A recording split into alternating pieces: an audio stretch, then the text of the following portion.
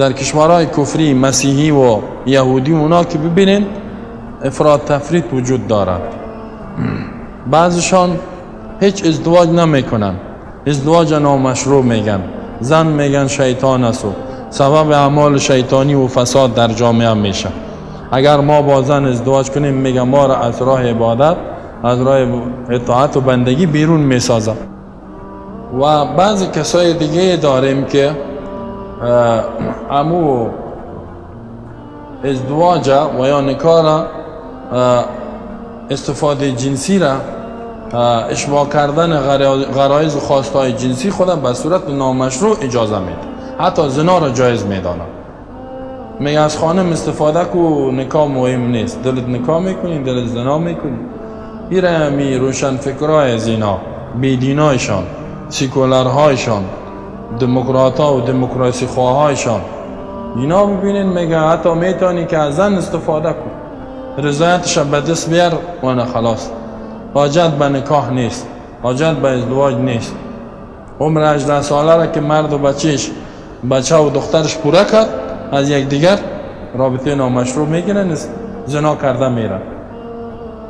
چه روز یک جای میگردن و زنا میکنه و بچه و دخترش، و کسی حق نداره که اون چیز بگویه، انتقادش کنه یا مجازاتش کنه یا نهی از منکر بکنه، حق نداره.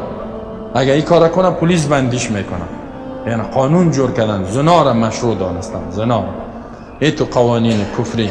الله در قرآن میفرماید سورت بنی اسرائیل ولا تقربوا الزنا، به زنا نزدیک نشین، یعنی به اسبابش نزدیک نشین. عملش خوبان نمیگه لا تفعلوا الزنا، اسباب وسایل زنا که رابطه نامشروع، گپ میزنی و خنده میکنی و نظر میکنی و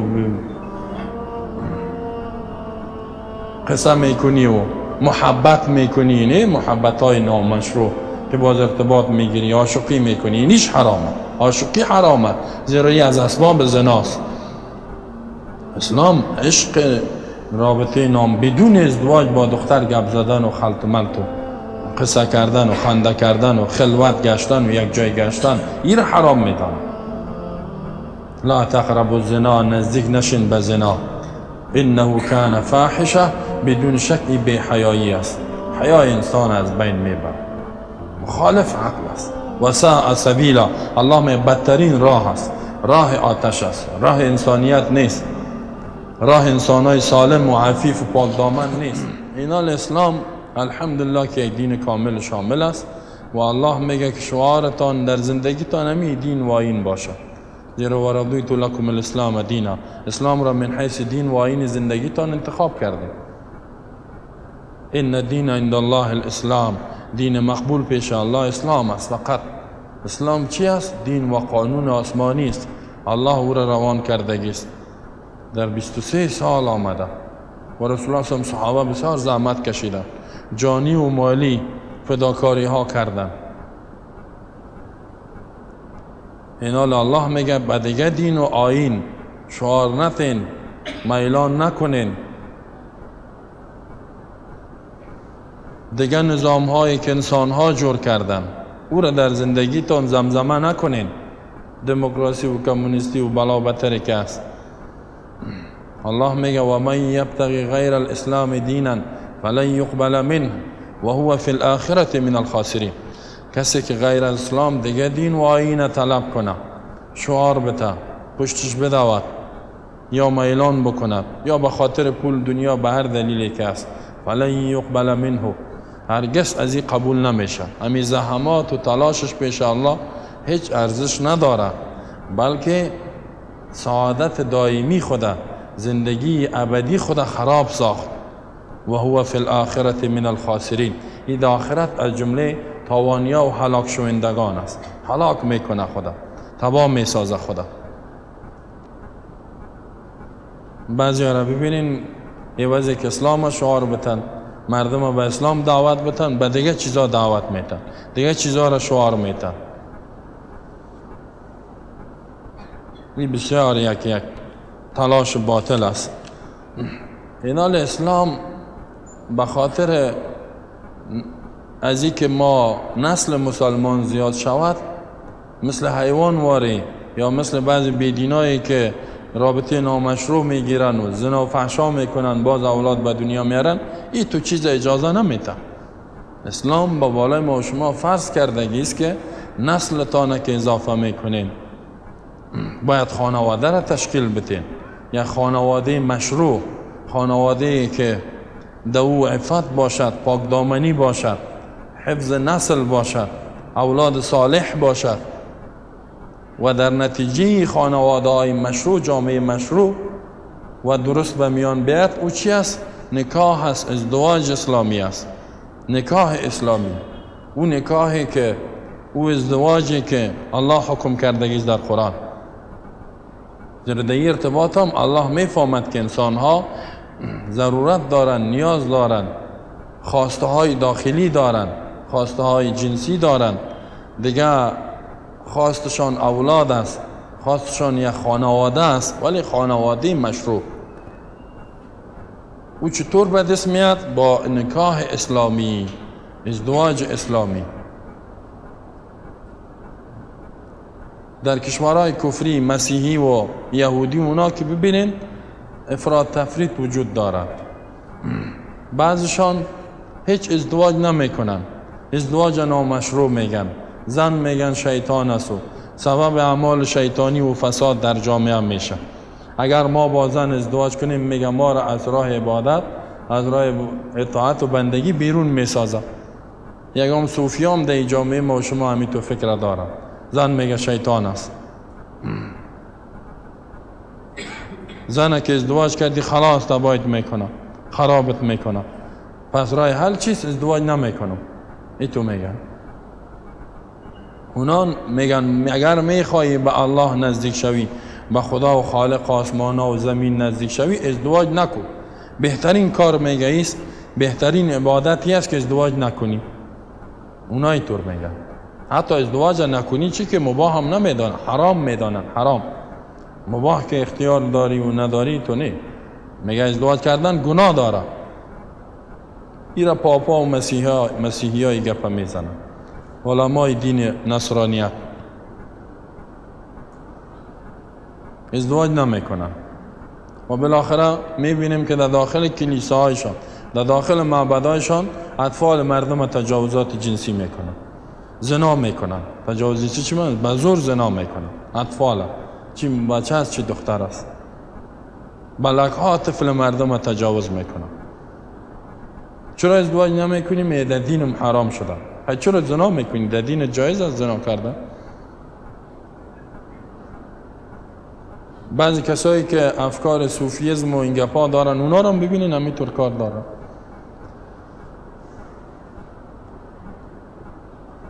و بعضی کسای دیگه داریم که امو ازدواج و یا نکاح استفاده جنسی را اشباع کردن غرایز و خواستهای جنسی خود به صورت نامشروع اجازه میده. حتی زنا را جایز میدانه. میگه از خانم استفاده کو، نکاح مهم نیست. دلت نکاح میکنی، دلت زنا میکنی. ایره می روشن فکرهای زنا، بیدینایشان، سیکولرهایشان، دموکراتها و دموکراسی خواهایشان، اینا ببینین میگه حتی میتونی که از زن استفاده کن، رضایتش به دست بیار و نه خلاص. حاجت به نکاح نیست، حاجت به ازدواج نیست.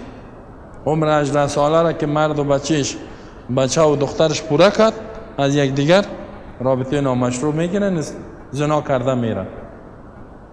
شب و روز یک جای میگردن و زنا میکنه و بچه و دخترش، و کسی حق نداره که اون چیز بگویه، انتقادش کنه یا مجازاتش کنه یا نهی از منکر بکنه. حق نداره. اگه این کار کنه پلیس بندیش میکنه. یعنی قانون جور کردن، زنا را مشروع دانستن، زنا را. این تو قوانین کفری. الله در قرآن میفرماید سورت بنی اسرائیل ولا تقربوا الزنا، به زنا نزدیک نشین، یعنی به اسبابش نزدیک نشین. عملش خوبان نمیگه لا تفعلوا الزنا. اسباب وسایل زنا که رابطه نامشروع، گپ میزنی و خنده میکنی و نظر میکنی و قصه میکنی و محبت میکنی، نه محبت های نامشروع که باز ارتباط میگیری، عاشقی میکنی، نیش حرامه. عاشقی حرامه، زیرا از اسباب زناست. اسلام عشق رابطه نام بدون ازدواج با دختر گپ زدن و خلط ملط و قصه کردن و خنده کردن و خلوت گشتن و یک جای گشتن این را حرام میدانه. لا تقربوا الزنا، نزدیک نشین به زنا، انه کان فاحشه، بدون شک این بی حیایی است، حیای انسان از بین میبره، مخالف عقل است. و ساء سبیلا، الله می بدترین راه است، راه آتش است، راه انسانیت نیست، راه انسانای سالم و عفیف و پاک دامن نیست. این حیوان هاست که یکی کده دیگه جور میان و استفاده کرده میرن. هم حیوان هم به زور نمیتونن، یکم تایش اگه کار کنه اینه جور آمد کو خلاص. خود زندگی حیوانی جور کرده نه این کافرها. حال میخوان که جامعه ما و شما را هم همینطور پر از زنا و فحشا و بی‌حیایی بسازن که متاسفانه ساختن. اکثریت امروز رابطه نامشروع میگیره به صورت نامشروع، هنوز کار روان است. این چیزایی که هم میخواستن، یارمان هایی که دارن، مثلا کشورهای دیگر را ببینید که اینا مسلط شدن سر از ترکیه را ببین، در ترکیه بیخی زنا و فحشا بیخی عادی است، چون که یا اونجا زیاد حاکمیت پیدا کردن. بی حیایی و فحشایی که در ترکیه، در امریکا و در اروپا و اینجا نیست. روابط نامشروع زنا کردن، اینا میگن بزور، زنا را بزور میگن این گناه است. رو تا گناهی که نه که سنگسارش کنه و دوره بزنه، این تو جزا نمیتن. جزایش چی از 1 سال بندی خانه یا 6 ماه. در افغانستان بعض جاهلا متاسفانه داریم که یک کسی یک دختر را به زور میریزانه و زنا میکنه، جزایش چیست؟ امور میگه نکاح کردن، دیگه جزا نداره. اینجا بسیاری قریه ها، بسیاری جاها دختر یک فامیل میگریزانه یا باز زنایش میکنه، باز عوض ازی که اون مردم و منطقه حکم اسلام هم تطبیق کنن سرش که دوره زدن است یا تعزیر کردنش است. باز چی میکنن اینا؟ او را بچه را میگن ازدواجش کو، بگی امیر بگی همین زنت باشه. بسیاری قریه ها میگن اگر میخوای یک دختر را بگیری وقتی خواستگاری کردی نداد، بگریزانش، به زور ببرش، به زور باز شب زنا کو کتیشون مجبور میشن برات میتن. باز اونا میگه بگی، او بچه میگه نمیگیرم، باز بچه را میزنن که را بگی این زنا کردی، خلاص که بگه میگیرمش گپ خلاص. اینجایی تو جزا برش تعیین کردن. از اسلام مردم بیخبر، تو جاهل مردم هستن. ملا در اون منطقه است، نام ملا را بدنام کرده. الله در قرآن میگه الزانی و الزانیة فاجلدوا كل واحد منهما 100 جلده، مرد و زن زناکار 100 دوره بزنه. و این گریختاندن و این خود ناموس یک کس تجاوز کردن است، خود جزای تعزیری غیر. بعضی ها میگن این تعزیرن اعدام هم میشن، جزای تعزیری. بعضی میگن از اعدام پایین تر است. خوش هستن. حتی مولوی ها خنده کده بچه را میگن که فلانی رفتی ندادت، نه بگریزان میگن ما هستیم، تو برو کار تا بکو، باید ما فیصله میکنیم که بته دیگه. محرم باز هیچ مصرف نکن، مفت دختر به دست بیار. این جامعه است. خب این جامعه هم وجود داره این گپا. باز او فامیل به خاطر آبرو و عزت خود چیز کردن نمیتونه. ولی در اسلام او چیزی که در اروپا زنا و فحشا ایرام حرام میداند، ایرام ناجایز میداند، میگه ازدواج بکنین. ازدواج طریقه و کیفیتش در کجا الله حکم میکند که فانکحوا نکاح کنین ما طاب لكم من النساء مثنى و ثلاث و رباع. و باز میگه که ازدواج نکاح را ولی و انکحوا الایاما، به نکاح بتین ای پدرها، ای سرپرست اولادا، پدرش است، کاکایش است، اگر پدرش نیست کاکایش، به نکاح بتین، یعنی ولی شرط است. اکثریت صحابه و تابعین مجتهدین ائمه 3 مذهب میگن که نکاح بدون ولی نمیشه، بدون اجازه پدر و مادر نکاح نمیشه. در افغانستان دختر رابطه نامشروع میگیره، میگریزه میره، خودش همونجا نکاح میکنه، خودش خدا به نکاح میده. خلاص در اسلام رسول الله صلی الله علیه و خود آیت قرآن میگه و انکحوا بنکابتین، از اینجا فهمیده میشه که بدون ولی نمیشه. و حدیث است که رسول الله صلی الله علیه و میفرماد لا نکاح الا بولی، نکاح نمیشه بدون مگر با واسطه ولی میشه. ولی بدون ولی اجازه پدرش نکاح نمیشه. در دیگه حدیث که به درجه حسن از رسول الله صلی الله علیه و میفرماید ایما امرأة نکحت بغیر اذن ولیها فنکاحها باطل باطل باطل. 3 بار گفتم، یه حدیث صحیح است.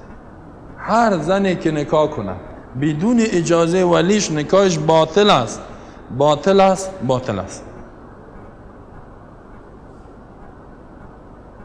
بچه هم خوش است که یک بچه که یک دختر میگریزه بدون اجازه پدرش در خانه خود نکاح میکنه، نکاحت باطل است، باطل نشد نکاح. اگر ایمان داری که تو دخترایی که گریزی و گپاس نگی، برو در خانهش داد نداد، دختر خود کم نیست، دیگه جای برو، دیگه جای برو. میره رابطه نامشروع میگیره، دختر بیرا میسازه، دور گرفته بگریز، میگریزه در یک ولایت، در یک جای دیگه، در یک ولسوالی دیگه میره، باز همونجا نکاحش میکنه. حتی نکاح هم چی که اول زنا میکنه بعد نکاح میکنه. اول زنا اکثریتش میتوست، اول زنا کرده بعد نکاح. 1 شب 2 شب 3 شب که تیر شد بعد نکاحش میکنه. بعد با پدرش زنگ میزنه که چطور است؟ نو وقت نکاح کردیم دختر تا. میگه من راضی نیستم. برو می دستت خالا. کسی نیست پرسان کنه. هیچ کسی نیست پرسان کنه.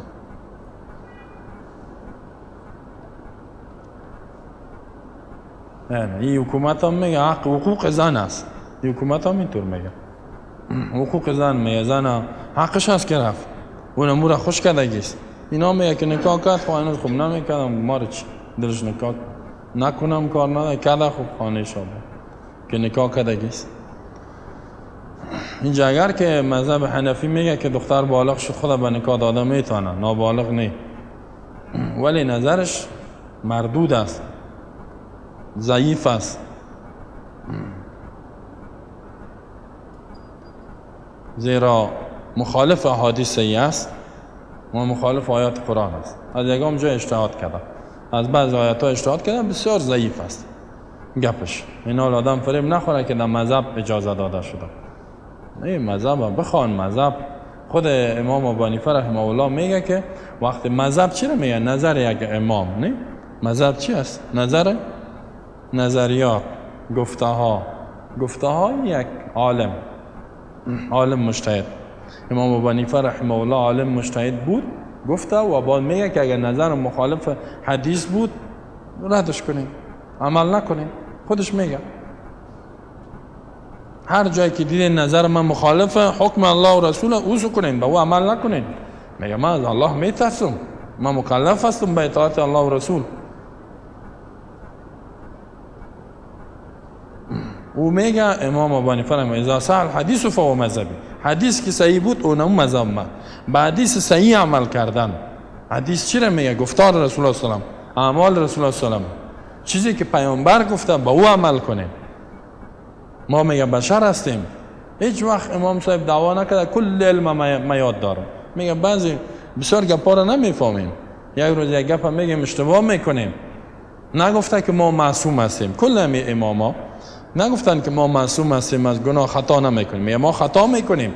اگر دیدین نظر ما خطا بود باز او را بانین به حکم الله و رسول عمل کنین. این الله متعال میفرماید در قرآن و انکحوا، امر کردگی است. فانکحوا، نکاح کنین.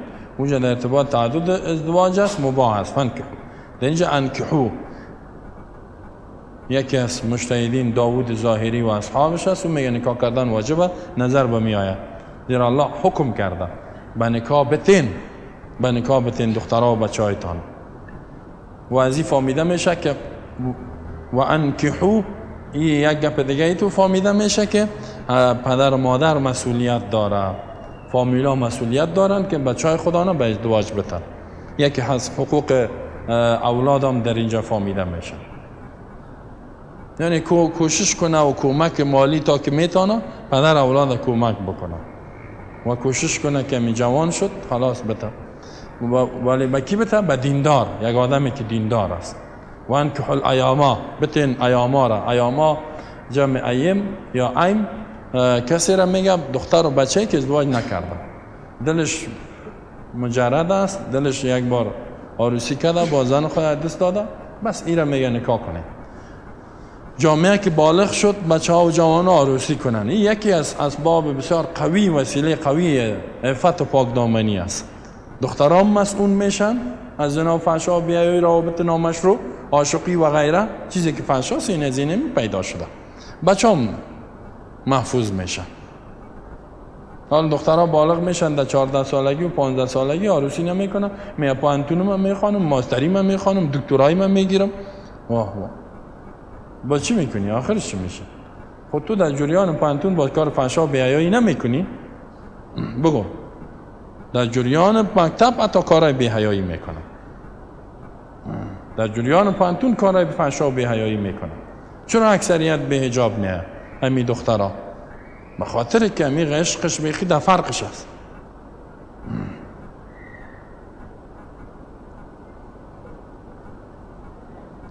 اینال اسلام نمیگه که یک کسی بالغ شد پانتون بخونه و ای خدا باز عروسی کنه و یک طرف دست با فحشا زده رئیس. خب خدا عفیف پاکدامنی تا حفظ کردی، چرا در مکان اختلاط خلط و ملط میری؟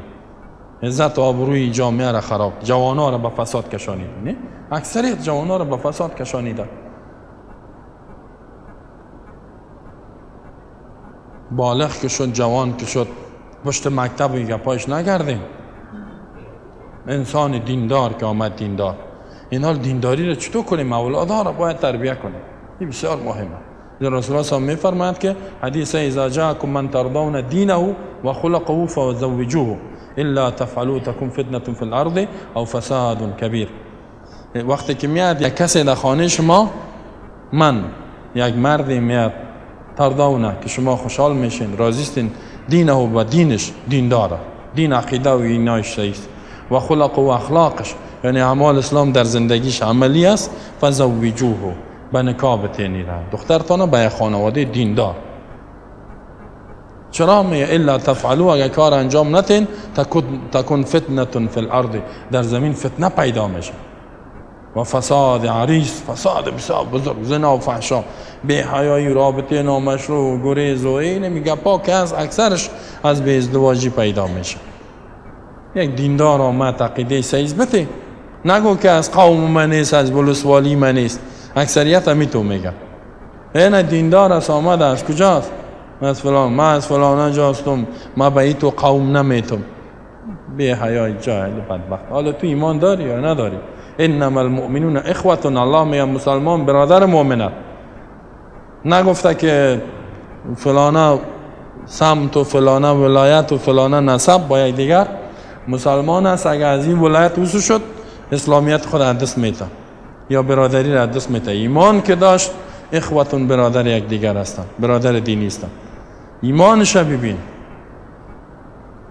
اگر بیادرزاده و خواهرزاده باشه لوچک بی حیای قمارباز چرسی سکریتی نسواری باشه، او را چی میکنی؟ باید با مو میتی؟ و این کسی که دیگه ولسوالی دیگه ولایت آمده دین داره برازی نمیتی. بعضی پدرای جاهلای بدبخت هست مادرها، نه ما که هستیم با خود به خودی استیم، میگه خود به خودی، خود به خودی استیم. خود به خودی چی؟ همین به خود میتیم، به خود میگیریم، کت دیگه که از ما نمیتیم، ما که بی غیرت نیستیم. ما غیرت اینی هم بازی را میگن غیرت، غیرت داری تو بی غیرت. کسی که میگه پا میگه بی غیرت است. یادم دختر شبیبی باز رابطه نامشروع میگریزه، حتی باز با ولسوالی که ندادش بعضی وقت سبب فساد این پدرها و مادرهاست. از اون ولسوالی آمد و این دختر راضی نداد، باز این دختر میگریزه، بینی از این پدر و مادر در خاک میماله، رسوا و بیابش میکنه. بازیجا میگه خودم میکشم و دخترم هم میکشم. بدبخت جاهل. این تو جهالت هست در افغانستان. جایی که غیرت هست اونجا غیرت نیست، جایی که بی غیرتی است. تو اینجا دختر دیندار آمد ندادی و میگی به این میتم، تو اصل بی غیرت هستی. غیرت خویست که اسلام عمل کن. غیرت خود در اسلام است، غیرت خود در حکم الله و رسول است. از کجا یاد گرفتی غیرت؟ غیرت خود اسلام یادت میده. آمده میگه من غیرت دارم. ما اینقدر بی غیرت نیستیم که اقوام یک قومی که دینش صحیح است، ایمانش صحیح است را تو رقابت نامشروع میکنی، ایمانت ضعیف است. رقابت نامشروع. بعضی وقت مثلا یک زبان فارسی و دری زبان که پشتو یا پشتو که دری زبان میخواد ازدواج کنه، میگه ما که هستیم قوم ما و زبان مایی است، ما به دیگران نمیتیم، ما بی غیرت نیستیم که دخترای ما را فلان قوم بگیره. نه این رسک، این جاهل بدبخته. تو هنوز باید اقوام کلش متحد بسازی و این به ازدواج بسیار خوب است. چرا رسول الله از قبایل مختلف ازدواج کرد؟ به خاطر که رابطه خویشاوندیش با کلگی انسان ها و مسلمان ها پیدا شود و دین اسلام نشأت کند، دین اسلام نشر و پخش شود. اینجا خود در بین اقوام تو وحدت بیار. ای که با روسی فامیل تو اتحاد پیدا شد و این بدبینی از بین رفت و خویی یک درجه است و این یک سنت حسنه است. این را ایجاد بکو، این را ایجاد بکو، این سنت حسنه را.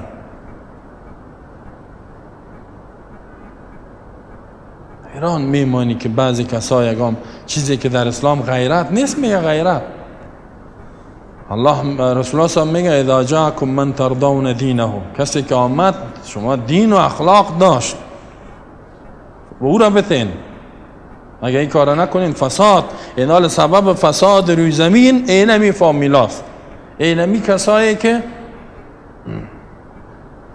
در خانهش خواستگار آمد دیندار است نمیته، میگه از قومم نیست، از ولسوالیم نیست، از فلان جا نیست. باز یک بیدینی که از کانادا و امریکا آمد چون که پیسه و سرمایه داره بر از او میته. بعضی کساس داد از توحید و داد از عقیده هم میزنه، داد از ایمان میزنه. به کی دادی؟ از کانادا آمده بود. ولی ایمان داره یا نداره؟ کانادا ایمان است؟ اکثریت خوب ایمانی است، ایماندارش کم است. نه بسیار زندگیش بسیار خوب است، زندگیش بنده پیسه، نه غلام پیسه، غلام پیسه و پول.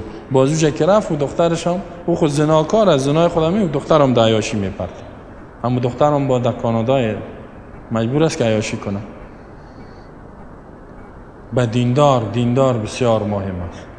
حتی ما و شما همی کسایی که عقیده و اینای صحیح اینا عروسی ازدواج اینا در بین خود بکنن.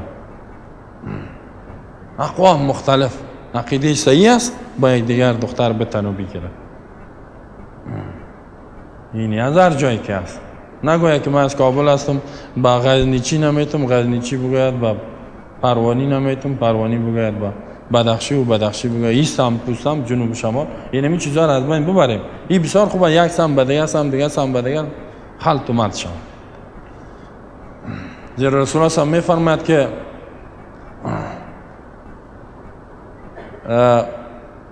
میگه رسول الله صلی میفرماید که مفهوم حدیثی توست که الفاظش اشتباه نکنم، میگه آن قدری که محبت در بین دو فامیل نکاح اضافه میکنه بعد از ایمان دیگه چیز نمیکنه. یعنی یک دو مؤمنه، دو مسلمانه اگر میخوان محبت در بینشون اضافه شود نکاح و ازدواج بکنه.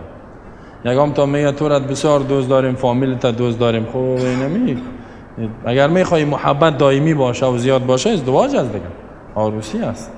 نکاح که است وقتی که تو دخترت به او دادی از او گرفتی همیشه در ارتباط است. این قسمی خوانه که تا که هستیم میبینیم که رفتی خلاص شد. لم ترى فی المتحابین مثل النکاح. رسول الله میگه در بین دو محبت کننده مثل نکاح دیده نشده. یعنی اینقدر محبت نکاح اضافه میکنه دیگه هیچ چیز نمیسازه. چرا نمیخوایی که یک خانواده دیندار خصوصا عالم اینا باشد و خانه روشنی میاد و یک خانواده عمل فامیل دیندار، در این وقت فامیل دیندار بسیار کم پیدا میشه. اگر دختر خوب است پدر مادرش خراب است، پدر مادرش خوب است دخترش خراب.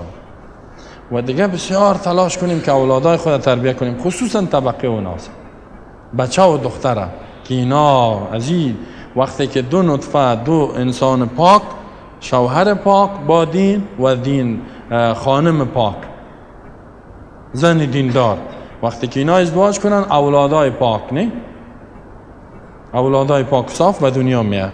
اگر نه که دو دانه خبیث و پلید بود، خب از پلید که از پلید میروید دیگه نه، و این اولادایش هم خراب است، جامعه هم فساد است. جامعه هم که اکثر فاسد میشه دست شوهر پدر بیدین نافام جاهل، دینام زنام بیدین که بود، شوهرام بود، از دیگه چی میروید؟ این از چی بروید؟ اکثر هم اولادای ما شما خراب است، پدر مادر خراب است. دیروی تربیه را نمیفهمم، این مثل خود باز تربیهش میکنم. یا پدر چرسی بود، مادرم یک آدم بی‌بندوبار بود، دخترش ببینی بچه‌ش نموت، بچه‌اش چرسی، دخترش عیاش میبراین، از که دلشان شد میرن. این پاکی و پاک دامنی که فامیل پاک، بچه‌ام دخترم پاک، از این اولاد صحیح میره و این با تربیه را میفهمه چطور تربیه بکنه این اولادا را. و در ارتباط از اینکه خانواده محبت ایجاد میکنه، عروسی کردن، الله میفرماید و من آیاتی، یکی از نشانه قدرت الله است ان خلق لكم من انفسکم ازواجا، این که آفرید از نفس وجود شما خانم هایتان را لتسکنوا الیها، تا که شما آرامش سکونت حاصل کنین به زنها. یعنی سب زن دیندار سبب سکونت و آرامش است بر شوهرش. و جعل بینکم مودة و رحمه، الله میگه که پیدا کرده در بین شما خانم شوهر محبت و مهربانی را، همین دوستی و محبت ایجاد کرده گیس الله. ان فی ذلک الآیات لقوم یتفکرون، بدون شک در این دلایل است برای قومی که فکر میکنن. سعی کنین، جمهور علما میگن نکاح سنت مؤکد است،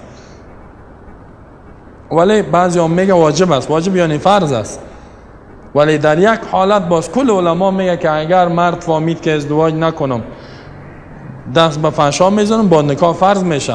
یا بعض زنا میفهمن که اگر ازدواج نکنیم عفت خود دست میتیم، باز فرض است باید عروسی کنم. دیگه کلگی باز اتفاق داره. و امروز جامعه ما شما پر از فحشا و بی‌حیایی، تلویزیون ها و اینا، همین تحریک شهوت و دعوت به بی‌حیایی بسیار زیاد است. در این وقت بسیار ضرور است که ازدواج و عروسی صورت بگیره در بین فامیل های خوب و دیندار. بچه ها باید عروسی و ازدواج شوند. دخترهایی که جوان شد بتنش با عروسی بتش. مکتب فرض نیست خواندنش، و اونم چند سال که خوان یاد گرفت خط است، ایش قرآن برش یاد بده، اسلام برش یاد بده. این بسیار مهم است. خیر از بعد از ازدواج هم میتونه که درس خدا بخوانم، ولی عروسی کنم اول، این بسیار مهم است. خب دلیلش گفتیم که یک حدیث دیگه هم از رسول الله میفرماید یا معشر الشباب من استطاع منکم الباءة فلیتزوج، ای گروه جوانا کسی که از شما توانایی ازدواج داره باید ازدواج کنه.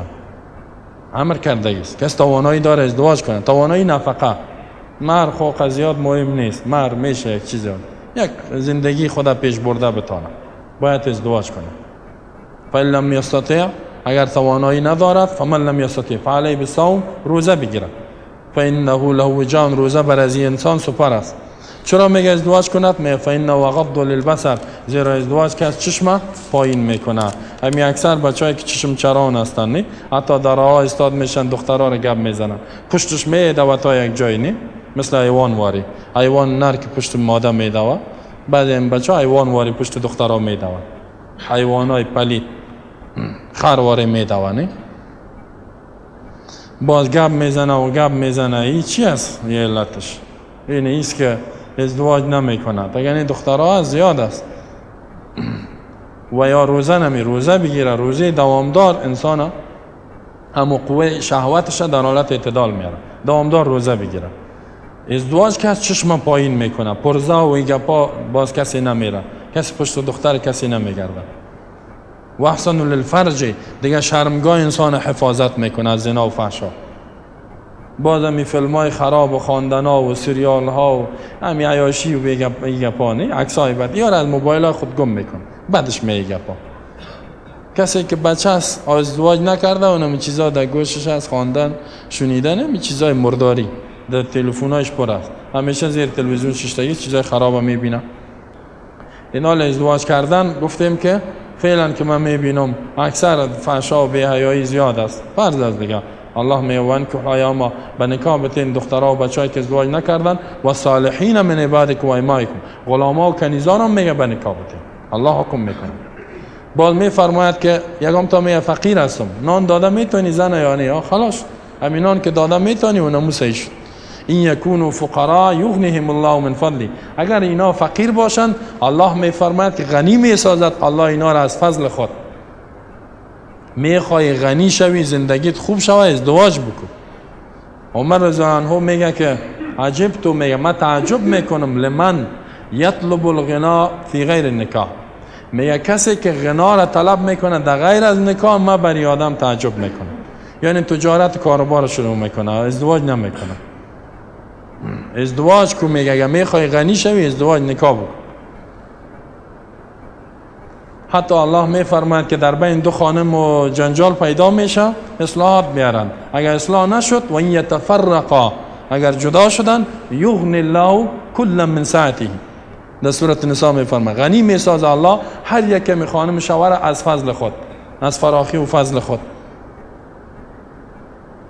یعنی در جدا شدن هم الله میگه غنی میشه، نکاح بکنه غنی و سرمایه دار میشه.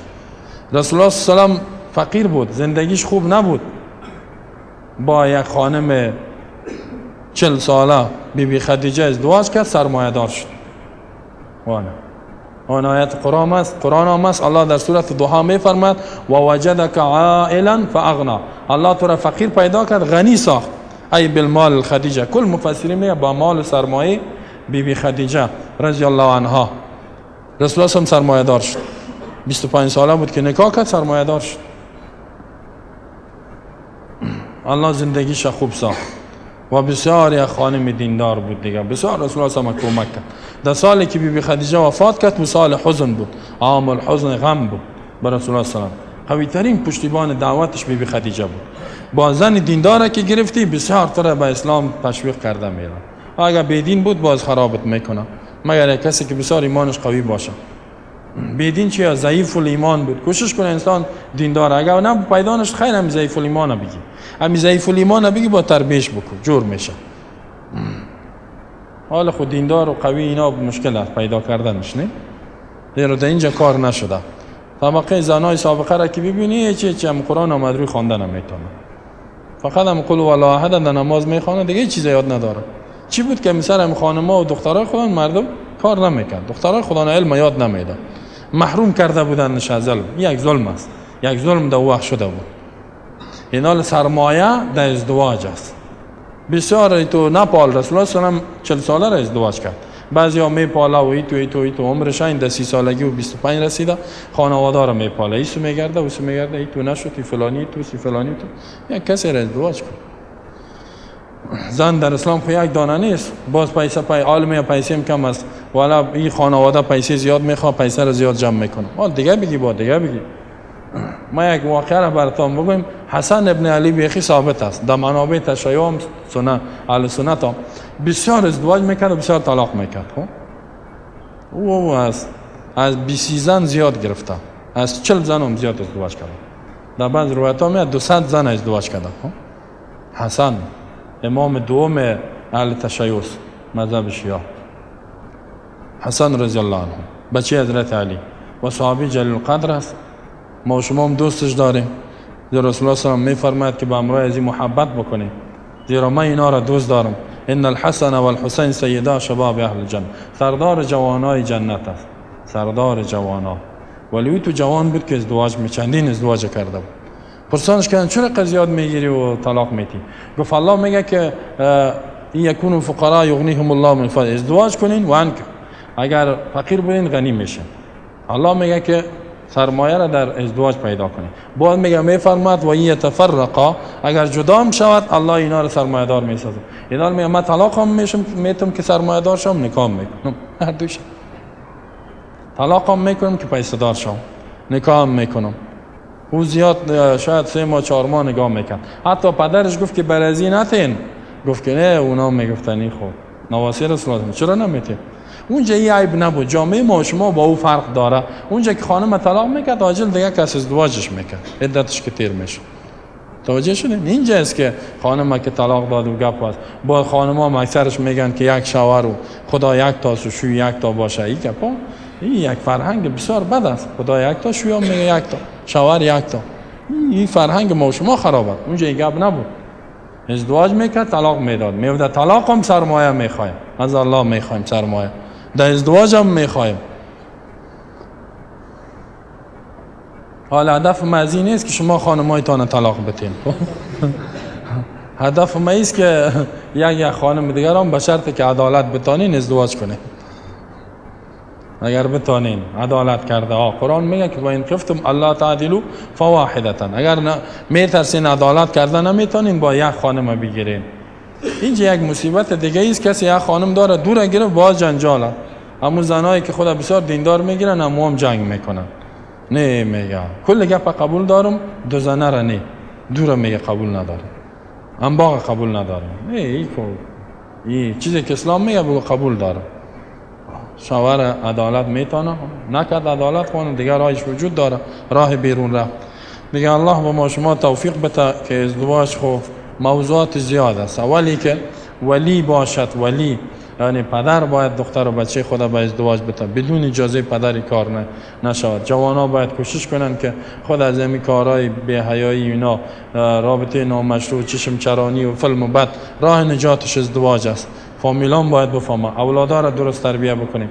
دیگه فعلا که ازدواج بسیار سخت کردگی است، امی رواج‌های کمر شکن. در اسلام مهر دادن است برای دختر، کمش هم تعیین نشده، زیاد هم مهر بسیار کم کنیم چقدر که در توانایی باشد. حتی رسول الله هم میفرماید که اگر میخوان یک خانواده با برکت باشه و محبتشون زیاد باشه، مهر کم کنن. ان اعظم النساء برکتا ایسرهن مؤونة. بزرگترین زنها روی برکت است که مصرفش کم باشه. دیگه این رواجای هتل و ساز و طلا گرفتن و لباس جدا و این جدا نه، بعضیا یک لیست زیر سر خود ماندگی است. همین لیست ها را در بتیم، باید از مغزای خود بکشیم. هر کسی که آمد مهر برای دختر تعیین کنیم، 50,000 یا 60,000 یا 70,000 یا 1 لک، چقدر که توانشه. بعد از او ازدواج کردن. همین دیدیم که نفقه خانم داده میتونه خلاص. چیزی که بسیار مهم باشد دین بگیریم، دینداری را. زیرا الله میگه طیبات للطیبین، زنهای پاک بر مرد پاک و طیبون للطیبات، مردهای پاک بر زنهای پاک است. در هر دو جانب رسول الله صلی حدیث میگه که دیندار انتخاب کنید و نکاح کردن بسیار ضروره. اولاد به دنیا آوردن، رسول الله میگه تزوجوا ولودا، کسی را ازدواج کنین که اولاد زیاد به دنیا بیاره. الودود، محبت بکند. فینی مکاثر بکم الامم، ما با امت خود که زیاد شود افتخار میکنم در روز قیامت. حتی میگه با بیای دیگه افتخار میکنم. و فواید و حکمت هایش خوب بسیار زیاد است. بعد شما گفتیم دیگه وقت ما شما نزدیک به پوره شدن است. شاید وقت هم چند دقیقه تیر شده. الله به ما شما توفیق بده که به اسلام عمل کنیم. بارك الله لي ولكم في القرآن العظيم ونفعني وإياكم بالآيات والذكر الحكيم. إنه تعالى جواد كريم ملك بر ورب رؤوف رحيم.